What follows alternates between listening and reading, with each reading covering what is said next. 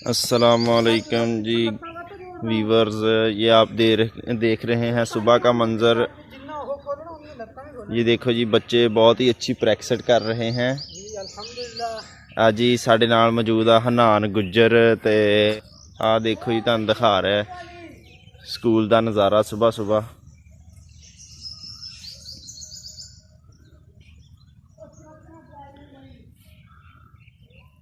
आ देखो जी, सुबह के टाइम ਜਿਹੜੀਆਂ ना कई चीज़ा वा झाड़िया दे विच छुप जांदियां वा। अज असीं तुहानू हर चीज़ का नज़ारा कराऊगे।